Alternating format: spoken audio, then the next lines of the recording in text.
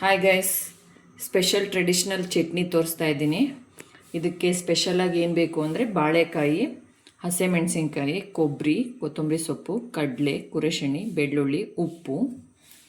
Secret ingredient 2 spoon curd ಹಾಕಬೇಕು. ಇವಾಗ ತೋರಿಸ್ತೀನಿ ಹೇಗೆ ಮಾಡೋದು ಅಂತ. ಫಸ್ಟು ನಾವು ಮಾಮೂಲಿ ಚಟ್ನಿ ಹಾಕೋಗೆ ಹಸಿಮೆಣಸಿನ್ಕಾಯಿ, ಕೊಬ್ಬರಿ,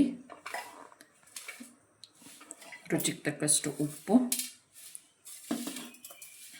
ಬೆಳ್ಳುಳ್ಳಿ, ಕಡಲೆ ಎಲ್ಲ ಹಾಕಿಬಿಟ್ಟು ಮೊಸರು ಆ್ಯಡ್ ಮಾಡಬೇಕು. ಲಾಸ್ಟಿಗೆ ಆ್ಯಡ್ ಮಾಡಬೇಕು. ಫಸ್ಟ್ ಮಿಕ್ಸಿ ಮಾಡ್ಕೊಳ್ಳೋಣ. ಸ್ವಲ್ಪ ದೊರ್ಗ ಇದೆ. ಇವಾಗ ಬೇಯಿಸಿರೋಂಥ ಬಾಳೆಕಾಯಿ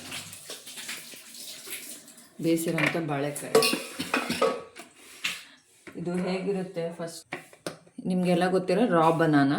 ಇದು 2 ವಿಷಲ್ ಈ ಥರ ಬೇಯಿಸಿದ್ದೀನಿ. ಈ ಥರ ಕಲರ್ ಚೇಂಜ್ ಆಗಿದೆ.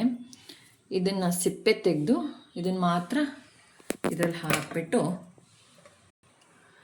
ಬೇಯಿಸಿರೋ ಬಾಳೆಕಾಯಿನ ಸ್ಮ್ಯಾಶ್ ಮಾಡಿಬಿಟ್ಟು ಹಾಕಬೇಕು. ಇವಾಗ ಇದನ್ನು ಸ್ವಲ್ಪ ಮಿಕ್ಸಿ ಮಾಡ್ಕೊಳ್ಳೋಣ. ಇವಾಗೇ ಸ್ವಲ್ಪ ಹುಳಿ ಬದಲು ಮೊಸರು ಹಾಕೋಬೇಕು. ಇದಕ್ಕೆ ಸೀಕ್ರೆಟ್ ಇಂಗ್ರೀಡಿಯೆಂಟ್ ಹೇಳಿದ್ನಲ್ಲ ಇದು. ಮತ್ತು ಕುರೆಶೆಣಿ ಅಂದರೆ ಗುರಳ್ಳು ಪುಡಿ ಮಾಡಿರೋದು ಇದು. ಇದನ್ನು ಹಾಕಿಬಿಟ್ಟು ಮತ್ತೆ ಒಂದು ರೌಂಡ್ ಮಿಕ್ಸಿ ಮಾಡಿದರೆ ಚಟ್ನಿ ರೆಡಿ.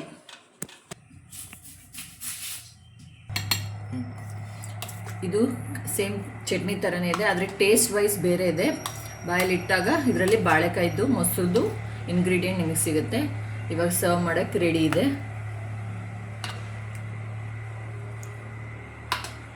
ಪ್ಲೇಟ್ನ ಡೆಕೋರೇಟ್ ಮಾಡೋಣ. ಇದ್ರ ಜೊತೆಗೆ ರೊಟ್ಟಿ, ಅಕ್ಕಿ ರೊಟ್ಟಿ, ಜೋಳದ ರೊಟ್ಟಿ ಜೊತೆಗೆ ತಿನ್ನೋಕ್ಕೆ ಸೂಪರಾಗಿರುತ್ತೆ.